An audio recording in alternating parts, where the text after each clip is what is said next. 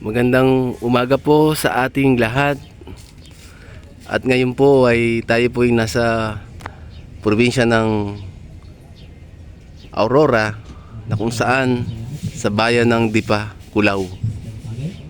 Ang ating pong pinuntahan ng ating kaibigan na si Jeff Marquez, na kung saan ginagawa po niyang pinaka malaking patrol boat ng Pilipinas, na ilang taon po niya rin tong ginawa. At ngayon po atin po siyang kakapanayan at tatanungin kung ilang po niyang taon at buwan ginawa po niya itong patrol boat ng Doña Aurora. Puntahan po natin si Jeff Marquez, ang ating kaibigan. Hello! Hello, Jeff! Hello, Ismael! Kumusta na kayo? Akit ako dyan. Marami tayong pag-uusapan at tatanungin sa inyong dalawa. Andali lang po. Medyo mataas lang po itong patrol boat na to. Ito yung kanyang makina. Ang laki po ng makina na yan. Hindi basta makina yan, panghabol po yan sa Pacific Ocean ng Benham Rice at ng China Sea.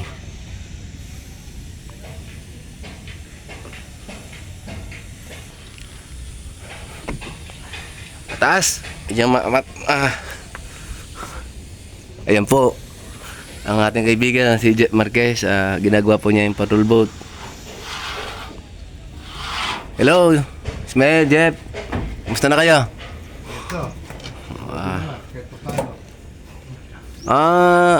Matanong ko lang po kayo sa Ginoong Jeff. Ilang taon po nyo ginawa to? Simula nang ginawa po nyo? Anong taon po kayo nag-umpisa at buwan? Bali, nakuha natin ito 2022. Tapos, request pa ng mga gamit, dismantling. So, medyo naginto ng mga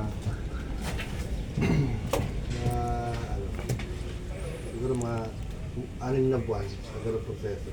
So, ito po Ginoong Jeff, nag-start po to 2022. Pero yung mismong gawa, nagkuhan lang tayo last year, ito lang. Siguro may kuhan siguro mga total mo mga isang taon. Isang taon na ganun. Pero Ginoong Jeff, Sir Ismael, hindi lang po basta patrol boat itong ginagawa nyo at di po biro to dahil malaki po itong patrol boat na to. Oo. Ito ay nasa 43 footer. Mahaba at malaki at maluwag. Tingnan po natin yung isang patrol boat na maliit. Ayan po. Yan po yung maliit na patrol boat na kung saan ay dati pong patrol boat ng BIPAR na nakaparada na lang po. At ngayon po, hindi na po tumatagbihan, hindi na po gumagana. At ngayon po ay gumawa po tayo ng mas malaki. Ayan po. Ayan po yung mga kwarto. Ayan po yung mga kama. Pero ginagawa pa rin, malapit na rin matapos to. Isang makina niya? Ginoong Jeff, ilang buwan ba to bago matapos? Hindi, for launching na to. Malapit na, for launching na. Finishing na pala. Mga kababayan ko.